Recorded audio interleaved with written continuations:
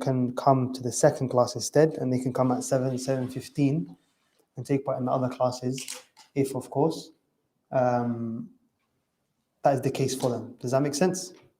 So when I start teaching, please don't be like, oh, this is not for me or anything. We did already say it, inshallah. We made it very clear, both online, on the Telegram channel, and we told all the brothers, if you don't know Arabic or you're not currently studying Arabic, do not attend the first class. If you want to attend and get the reward for attending, it's a different case. But I hope that's clear, inshallah ta'ala. So the book we're doing is Mutammimatul Ajrumiyah. Mutammimatul Ajrumiyah is a book which the original author, Abu Abdullah Muhammad ibn Abdullah Dawood al-Sinhaji, who died in the year 700, he originally wrote it. He wrote that Muqaddimatul Ajrumiyah. He wrote Al-Ajrumiyah. What is Al-Ajrumiyah first? Al-Ajrumiyah is a book which the ulama of the past and the ulama of now have highly praised. It's ghaniyun an al-ta'rif. It doesn't need to be mentioned what the book talks about, because it's reached a level of acceptance in which the ummah have taken on board that it's seen to be the book of grammar. It's the book in science grammar that someone begins to learn and study. And inshallah ta'ala, from the signs of its acceptance is that Allah Rabbul Izzah has allowed it to be taught in Darussalam Masjid on a Sunday, in and within itself, in the West, for it to be taught, is inshallah ta'ala a sign of acceptance. So it's in the science of Arabic grammar. I'm not going to go into the importance of Arabic grammar, why student of knowledge needs to learn it. I'm not going to go in details like I will in the other inshallah ta'ala book, like Al-Aqidatul Wasitiyah, because that's already known. We're going to go straight into the book, but what happened after that is Abu Abdullah Muhammad ibn Abdullah ibn Dawood al-Sinhaji, when he wrote the book, he wrote it as an introduction to the science. He wrote it as a beginner book for someone who hasn't studied grammar before. So what that means is he's left out a lot of things. Someone who studies Ajrumiyah on its own doesn't really know grammar. He's just put a foot in. He's got a taste of it. Then came Al-Ru'ayni, who's also known as Al-Hattab, with a ha. What he done was, the book in which Abu Abdullah Muhammad ibn Abdullah wrote, he done the completion of it. Stuff he missed out, stuff he didn't put in, maybe even some corrections and stuff like that he put in. Some may say to themselves, if I haven't studied Al-Ajrumiyah, do I need to study that first and then do this book? The answer is no. It's not a condition. The answer is no, it is not a condition. One can learn this book, it's fine, but on the condition that he puts a lot of effort in. Also, one of the great things about this book, Mutammimatul Ajrumiyah, in which Al-Ru'ayni wrote, he repeats everything which is in Ajrumiyah anyway. So if you master this book, you know what's in the other book, along with the completion and the corrections and everything that's meant to be in there as well. Does that make sense? Last but not least, before we start, inshallah, the book, many people might be demotivated about generally Arabic grammar. And they find it hard, they say it's a difficult book and all of these things. But wallahi, grammar is not hard. Grammar is not hard. But generally, we can summarize it in two reasons why people might find it hard. One comes from the teacher, and one comes from the student. A lot of people who teach Arabic grammar, they complicate things and they teach it in a way which is confusing and demotivating, and they go into topics that. Likewise, a lot of the teachers, they'll be teaching Ajrumiyah and they'll be mentioning things that are in Al-Fiqh ibn Malik, for example, which is to have some of the higher books of Arabic grammar. So this puts the student off. Okay? From the angle of the student, what's needed from him is hard work and perseverance. If you find something difficult, you don't stop. If you find something hard, you don't give up. Okay? Man sara ala darbi wasal, fasir ala darbi tasil. Whomsoever ever took a path, if you was right now to take a path to Southall Broadway, you get in your car, right? If you just stay on that path, you put Google Maps and stay on it, Where are you going to get to? Southall Broadway. And anyone who's ever taken a path of a road, he normally reaches the end. No one's gone to a path to Manchester, but then ended up going to Wales, right? And if you take a path and you stick on that path, you don't take other ones, left, right, etc., you'll reach the end of that path. So what's needed from them is they start to see that it's a bit tough, it's a bit difficult, so they give up. La, you shouldn't do that.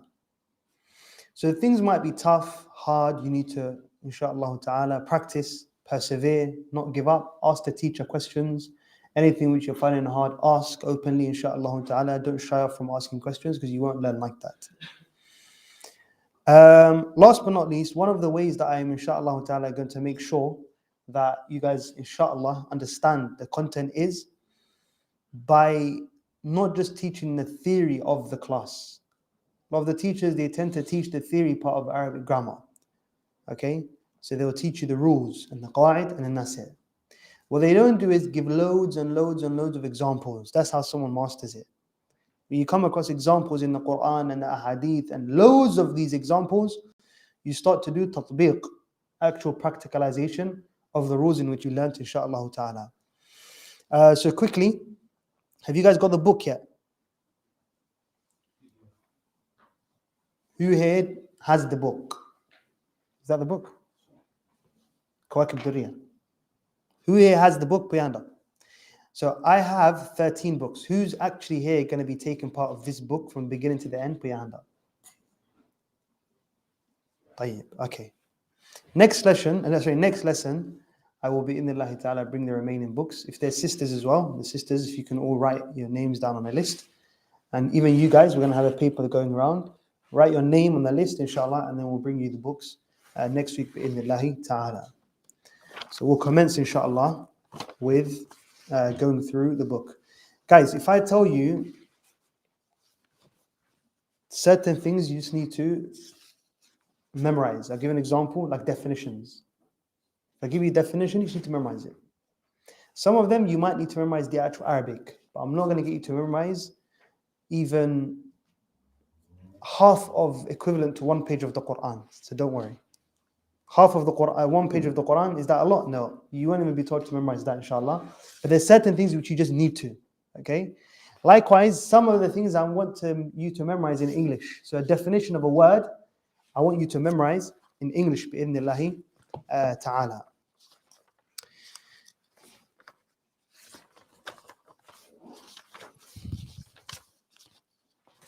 قال المؤلف رحمه الله بسم الله الرحمن الرحيم. I begin with the name of Allah. Alhamdulillahi Rabbil Alameen. All praise belongs to Allah, the Lord of the worlds. والصلاة والسلام على سيدنا محمد وعلى آله وصحبه أجمعين. And salutations and peace upon our messenger, our leader, and likewise his family, and likewise his companions, all of them. فهذه this book is مقدمة أو مقدمة, an introduction في علم العربية, in the science of the Arabic language. It's متممة لمسائل الآجرمية. It's one which completes the things that were inside Ajrumiyya, which I just told you guys, right? Al-Ajrumiyya, which was written by Abu Abdullah, Muhammad ibn Abdullah, who's also known as Ibn Ajurrum. The book that he wrote, he's saying this book here, Mutammima, is a completion of that book. i.e., I'm going to add matters inside it and speak about it, etc. as well. Takunu, it is going to be wasitatun, one which comes between, baynaha, between al-Ajrumiyya, wa bayna ghayriha, and between other than this one. So look, we have al-Ajrumiyya here. Then we have other more complicated books in Arabic grammar. He's saying this book is the one in between. So it's more advanced than this Ajrumiyya, but it doesn't get to the level of other books like Qatrul Nada, Ballu Sada, and others. Min al-Mutawwilati, whilst it being one from the big books. Nafa'a Allahu ta'ala, may Allah subhanahu wa ta'ala give benefit with this book. Kama nafa'a, just as he gave benefit bi asliha, with the original version. What's the original version? Al-Ajrumiyya. Original Ajrumiyya, it has a lot of qabul, acceptance. May Allah bless this one and give likewise acceptance. Fil hayati, in the life, wa ba'dal mamati, and likewise in the hereafter. Innahu qareebun mujibu da'at. Innahu, Allah is qareebun, the one who's close to his servants. Mujibu da'awati, and he answers the dua of his servants. Okay. In today's lesson, before the class, I'm going to ask questions every other class of stuff we done last lesson. And the rule is going to be, I'm not going to ask a question except that it was in whatever I mentioned last week. So we're going to do that for the Aqidah as well, inshaAllah ta'ala. Are you with me? So every lesson, before we start, I'm going to ask some questions and then I'll commence. Before the lesson, I'm also going to mention what is mentioned in this lesson. So what are we going to learn and what to expect to learn by the end of this class, inshaAllah ta'ala. By the end of this lesson, inshaAllah, you should, number one, be able to define what kalam is, what is speech in the Arabic language, what is considered as speech. If someone says, oh, so-and-so spoke, what are the things that are required for something to be considered as speech? Secondly, we're going to also learn what are the types of words in the Arabic language. In English, what do we have? We have a verb, a noun, a verbical noun, etc., right? Every single word in the Arabic language, it must come under this. What's considered as an Arabic word? That's the second thing. And the definition of each.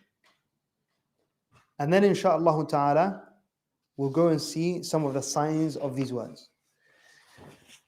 قال المؤلف رحمه الله, the author, he says, الكلام باب الكلام, the chapter of words, what is considered, or speech, the chapter of speech. وما يتألف منه, and that which comes out from speech.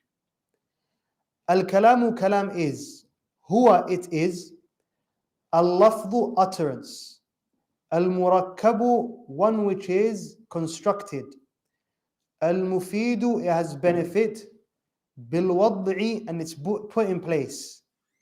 وأقل ما يتألف, the smallest amount that speech can be comprised of is min ismaini, from two words. Nahu, such as Zaydun qa'imun, Zayd is standing up. Or min fi'lin wasmin, or you can make speech from a verb and a noun. Nahu, such as Qama Zaydun, Zayd up. Here, inshaAllah ta'ala, the Shaykh is going to talk about 4 things that are needed for something in the Arabic language to be considered as speech. If someone says so-and-so spoke, these 4 measures you would use to see if they are all present. If one of them is missing, we cannot say so-and-so spoke. We can't say so-and-so spoke. So we're going to go through all 4, and then inshaAllah ta'ala we'll mention what we mean by each one. The first one is, it must be lafz. It must be an utterance. It must be an utterance. Someone must say something with their mouth. What does that take out? Signs. If someone points and says, or this, is that considered a speech in the Arabic language? La. It's not considered a speech. The second thing is, it must be murakkab. It must be murakkab. What does murakkab mean? Murakkab means it must be constructed. It must be something which is constructed. Something which is constructed. What does it mean? It must be constructed from 2 words or more. I'll say that again. It must be constructed from 2 words or more. What does that take out? Can one word in the Arabic language be speech? La. Okay, questions are going to come, which is, if someone says to you, qum, what does that mean? Qum means stand up, right? Someone says to you, ta'al, means come here. Idhab, go. Is that not one word? So are we going to say qum is not Arabic language? That is not considered a speech? The answer is, there's something which is hidden inside qum, which is another word. If someone says to you, qum, stand up, he's talking to you, right? So that means stand up, anta, you. Does that make sense? Ta'al, come here, means ta'al, anta. What if it was ta'alay, to a female? Come, you are female. Ta'ali, anti. Are you with me or not? So all of these commands that we come to, they're all inshallah going to be kalam as well. What if someone says to you, okay, what about the word Muhammad? Is that considered a speech? What if someone says Ismail? That's considered as a word, but it's not considered as speech. Because you're still going to say what? Yeah, Muhammad what? Carry on, Muhammad, yes? Are you guys there? Are you there or not? So what's the first thing? It must be an utterance, lafz. That takes out signs. Arabs, they say sign language is not speech. Sign language is not considered a speech. Likewise, it must be murakkab. It must be constructed from 2 words or more. Must be 2 words or more. Command words that are 1 word, they actually have a hidden extra word inside there as well. The third thing it must be is al-mufid. It must be al-mufid. It must be beneficial. If there's no benefit to it, then it's not seen as kalam. What does benefit mean? The definition of al-mufidu means أن يحسن سكوت المتكلم عليه حيث لا يبقى السامع منتظرا لشيء آخر. What does that mean? For something to be mufid, beneficial, listen carefully, for something to be mufid, what it means is the person who you're speaking to, the person who's speaking, when he becomes silent, there's nothing else that the person who is listening needs to ask or say. Then we say it's a beneficial speech. Let me give an example. If I say to you, for example, today, if I say to you, this is a perfect example actually, the one I just said before. If I say Muhammad, is that mufid? Is that beneficial speech? Why? Just use exactly what I just said to you now. The person who's talking, the moment he stops saying his speech, I said Muhammad, right? I've stopped speaking now. If the person I was speaking to, he isn't waiting for anything else for him to understand, then it's not mufid. So right now when I said to you Muhammad, I just said Muhammad, right? Are you still waiting for me to finish the sentence? Yes. What would you be asking? Muhammad what? Yeah, what? Carry on, finish. I'll give another example. If someone says, when you go to the masjid, is that mufid? La. Why? Because you're still waiting. My silence has not completed the sentence. My silence is necessitating for you to what? To ask, yeah, what? When I go to the masjid, yeah, carry on. You guys with me or not? So for the third condition, which is what? For the speech to be complete, my silence, you shouldn't need to know anything else. Otherwise, it is not mufid. Another definition you can give it is ma afada fa'idatan kamila, something which gives a full benefit in terms of speech. All right, that's number 3. Number 4 is bil wad'i. It must be put. That means one of 2 things. Okay, and I'll give you examples again, don't worry. It must be one of 2 things. The first thing it must be is either it must actually be Arabic language. The Arabs must have put this word down or these words down as part of speech. Right now, if I'm speaking and I say something like, جاء محمد من المسجد. He went. The word he went. Did the Arabs put that part of their language? La. So it must be put down by the Arabs as an Arabic word. The words being used must be an Arabic word. The second meaning that bil wad'i can take is the person, which is a better, actually I should have said it first, is that that the person speaking must have intended it. Al-qasd. If the person actually intended to say this sentence. If he didn't intend to say it, is it considered a speech? No. What's an example of something that someone doesn't intend? Someone snoring away. In the middle of his sleep, he says to you, I hate you, man. Did he intend to say this? He doesn't even know he's saying it. He has no intention to say whatsoever. The Arabs, they do not consider that as speech.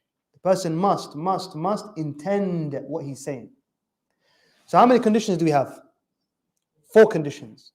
Anything that meets these 4 conditions, the Arabs, they will consider as speech. They say this is speech. What's the first one? Al-lafz. What does al-lafz mean? Must be an utterance. What do we mean by it must be an utterance? How many words must it be comprised of? 2 or more. Number 2, al-murakkab. Al-lafz is utterance. Murakkab is, it must be 2 or more, comprised of 2 or more. Al-mufid means beneficial. How do we know if something's beneficial? What's the measure for that?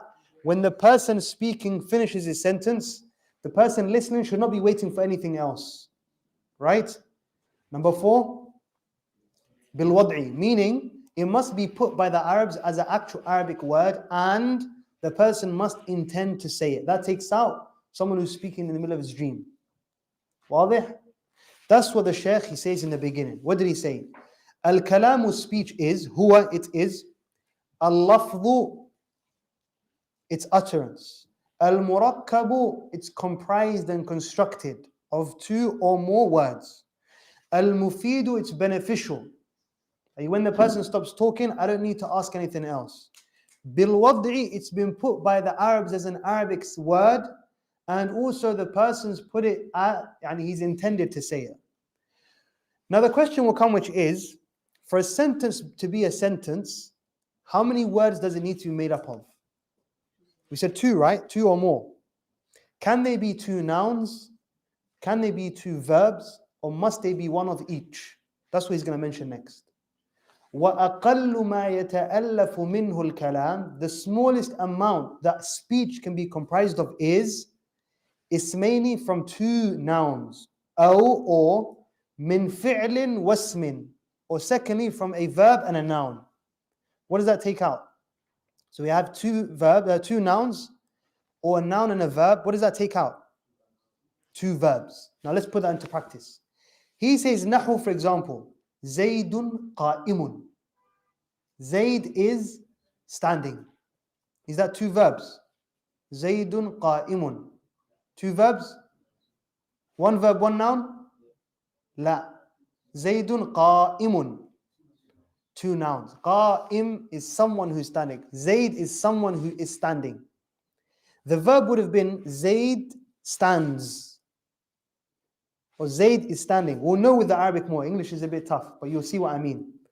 Zaydun qa'imun means Zayd is a standing person.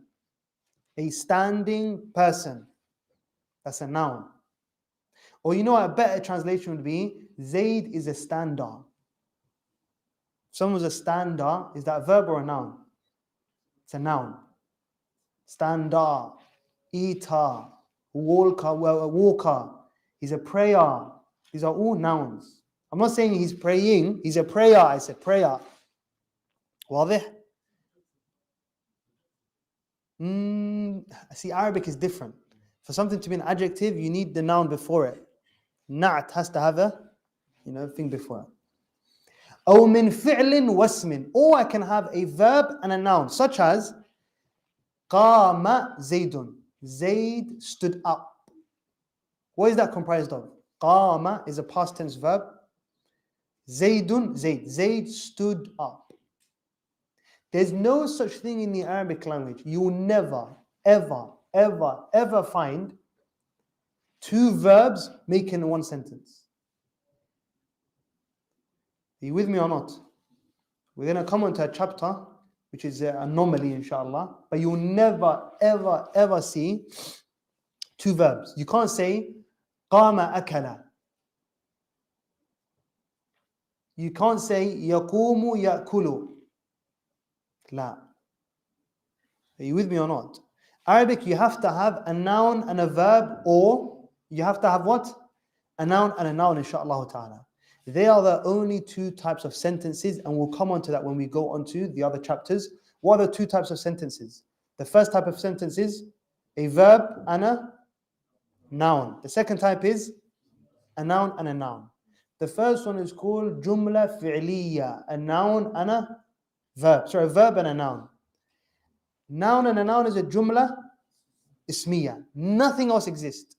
You can't find anywhere whatsoever in the language, I told you we're going to come to the anomaly, which has two verbs and then it stops there. La. We're going to say, where's the noun? واضح? Okay, so those things so far, what we've done is, what is speech? What is speech? And what's the conditions of speech? This. The conditions of something to be considered speech are four, and then you need to know each one, inshaAllah ta'ala, what is meant by it. This. Now we're going to go on to what is considered as a word, not a speech. What's considered as a word in the Arabic language, and what types of words are there? Why is this important, guys? What is all speech made up of? Letters that are added up together to make words, words that are added up to make sentences, sentences make paragraphs, paragraphs make pages, pages we have books. So we need to go back to the asl. For me to make a sentence, what is a word? What's considered as a word? The mu'allif, he says, وَالْكَلِمَةُ كَلِمَةٌ, a word is قَوْلٌ مُفْرَدٌ. It's a singular speech. It's one. Out of the sentence I told you we have, to make a sentence, what do we need? A verb and a noun, or two nouns, right? He's saying قَوْلٌ مُفْرَدٌ. One singular specific speech or saying is considered as a word. وَهِيَ, and it is اسم وفعل وحرف جاء لمعنى. These are now the types of words. How many types of words are there in the Arabic language? It's very vital. It's not the same as English. English, you have so many different types of words. There's no word on the face of this earth which is Arabic language except that will be one of these three. Ismun, fi'lun, harf. Guys, I'm going to say one thing which might scare you. If you do not understand the next 3 weeks, no, I'll push that. If you do not understand the next 4 weeks, the rest of the book is going to be absolutely horrible for you. It's going to be an absolute nightmare. It will be the worst thing you've ever done in your life. If you don't understand the first 4 weeks, every single lesson, my first message is you are absolutely going to hate your lives. The second thing is, every single week, whatever you do in grammar is connected to the week coming up. It's like a domino effect. If you don't know last week, that stuff is needed for the week coming up. It's not like aqeedah and other stuff. Are you with me? So you must know the stuff in the previous week. So just keep that in mind. It's very vital. Right now, you're probably thinking, why do I need to know the definition of a word and speech and this other stuff? At the moment, maybe fair enough. But, and I say but, all of these are vital to go to the chapter of i'rab, the chapter of bina. These are the things that they're all going to be based upon. This is a bit of an introduction. Ismun, fi'lun, harfun. And we're going to conclude, inshallah, on this last point. The first thing is an ism, a noun. There's no Arabic word. There's the first type of Arabic word is a noun. We're going to come on to the definition of a noun. And today we're going to test out how dumb we are, even in the English language. And I'm going to be honest, I never knew this as well. I got put on the spot. So I'm going to do it to you guys, inshallah. The second one is a verb. The second one is a verb, fi'l. The third one is a harf, which translates to be a particle. A particle. So the three types of words. There isn't a word. If you go into the Quran today, and do it inshallah, if you go into the Quran today, you look at the whole Quran, it's going to be one of these three. It's either a noun, a verb, or a particle. What we're going to do today is we're going to learn the definitions of these three words. Hey, now I'm going to put you on the spot. Who can tell me in English? English, yeah? In English, what is a noun? Hey?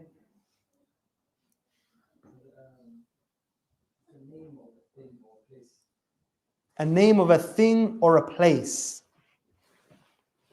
See, that's a flawed definition. That's what we learnt, of course, in high school. Okay, what's a verb then? A doing word, right? Okay. Again, that's a flawed definition. And I'm going to tell you why. In Arabic, by the way, in English is the same. English is the exact same. That's why we're all bad in English grammar. I'm terrible at English grammar. Most of us are, unless you probably learn it in the university and everything else. Now,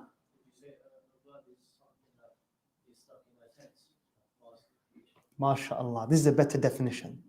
That's 50%. And also, okay, what's a particle then? You're right, by the way, 50% is there. What's a particle? Something that connects the word in before, not really, no. Na'am, mashallah. But look now, I want you to now bring those two together and give me a definition of a noun. The half that you gave me before, which is a verb, sorry. A verb you said it is connected to time, past, present, future. Add the other part about meaning. No.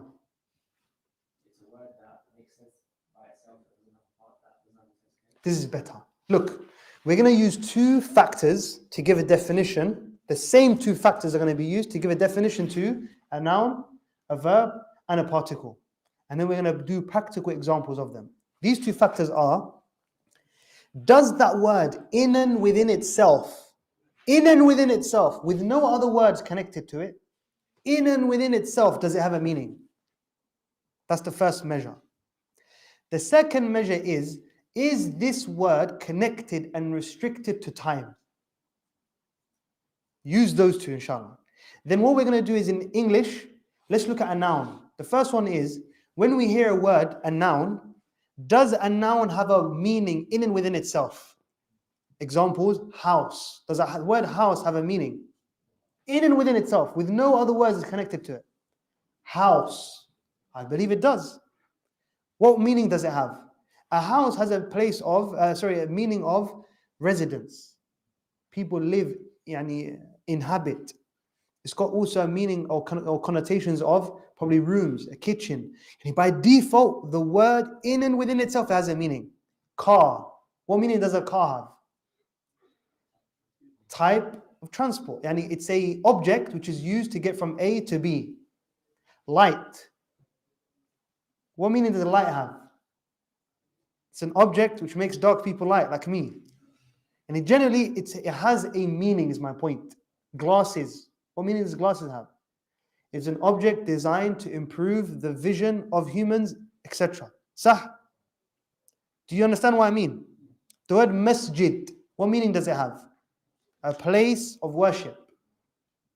Now the second measurement was, does it have a time restriction? And now if I say house, does it have anything to do with time? No. So the definition of a noun is a word which has a meaning in and within itself, and it's not restricted to time.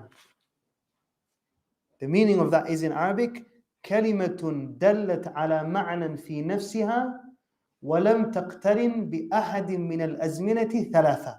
That's it. Same thing. It has a meaning in and within itself, and what? It's not restricted to time. That's Arabic as well. If I say any Arabic noun, it's going to be a word that has a meaning in and within itself, but it's not restricted to time. Masjid, ta'am, ma'ida, rajul, aqdam. These are all words that have a meaning, but they're not restricted to time. A verb, same two factors. Any verb, does it have a meaning in and within itself? Yes. If I say to you, he walked home, what is that? What is the word walk? What meaning does it have in and within itself? It's a mode, it's an action which is used to get from A to B. He ran. It's an action which is used to get from A to B with a bit more pace. He sprinted. It's an action which is used to get from A to B with more pace than he ran. He sat. All of these, he ate. They all have a meaning in and within themselves. Clear or not clear? What do we add to it though? It's restricted to time. What are the three times? Past, present, future. Now, what's the definition of a noun now? Sorry, what's the definition of a past tense verb? Let's see now. Past, present, future, I said, right? Use the exact same thing I just said to you. Using the same thing I just said to you. Talk about meaning in and within itself. Restricted to time. Now I said past tense, what time? That's all it is. Give me a dictionary definition of a verb which is past tense.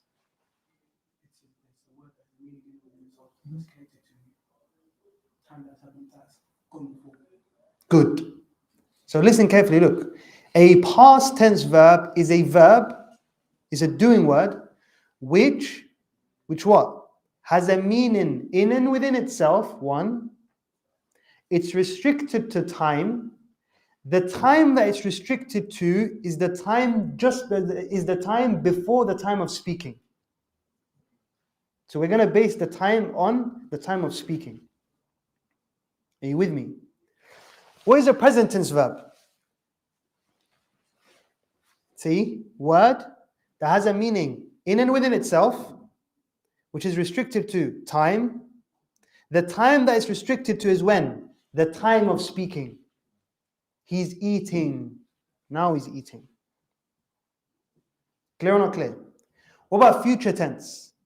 Is a word which has a meaning in and within itself. It's restricted to time.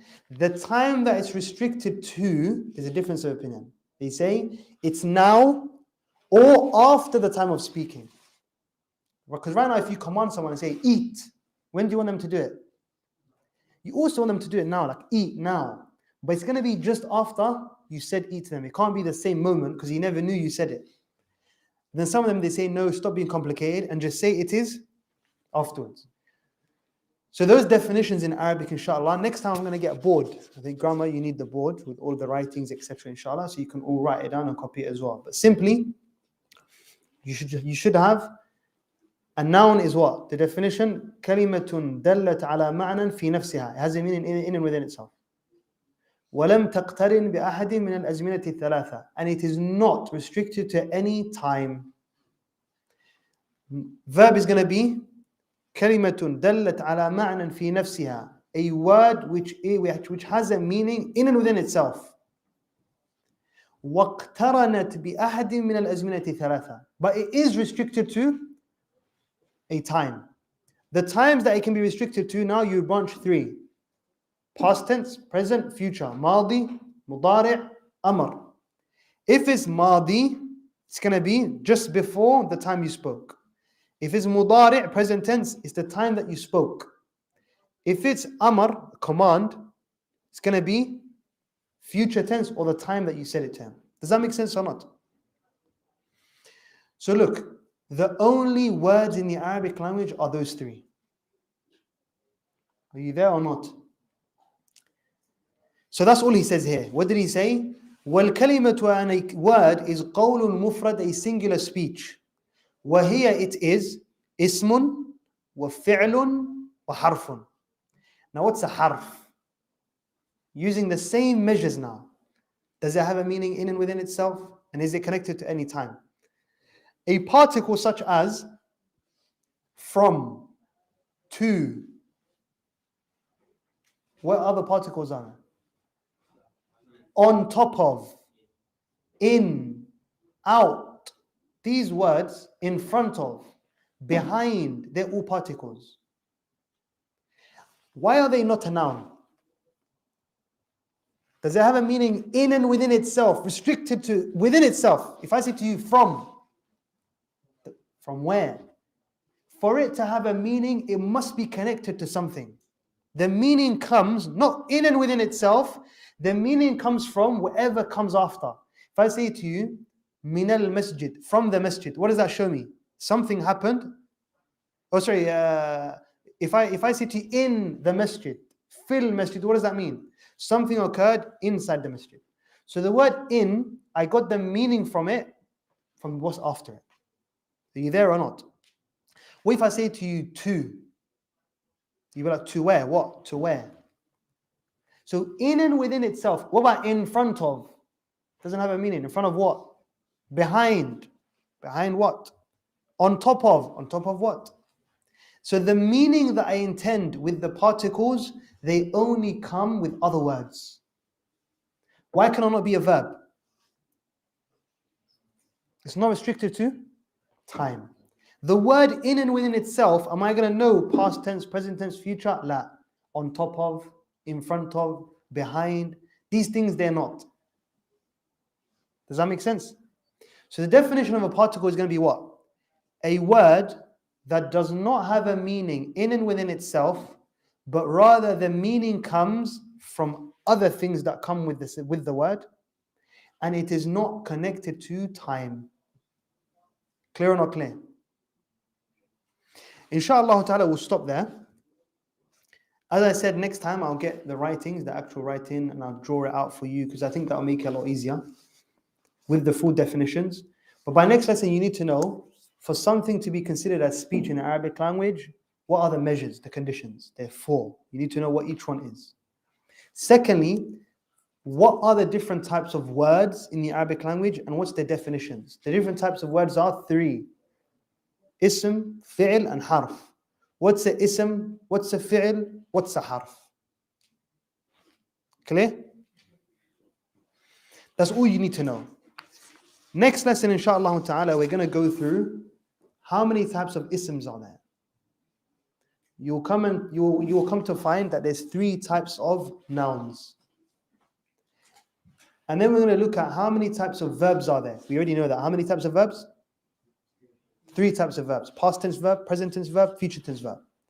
Last but not least, we're going to look at the particles. How many types of particles are there? There's 3 types of particles. How many do we have altogether? 3 nouns, 3 verbs, and 3 particles. Types of particles. Types. Not words, yeah? How many in total? There's no Arabic word that you'll ever come across in any Arabic book whatsoever, except that that word is going to be one of these 9 types of words. Clear or not clear? There is no type of word that you will ever come across anywhere in your lifetime, except that it will be one of those 3 categories. And we're going to come onto that next lesson, insha'Allah ta'ala. Allahu alam. Any questions, insha'Allah? There's 3 types of harf.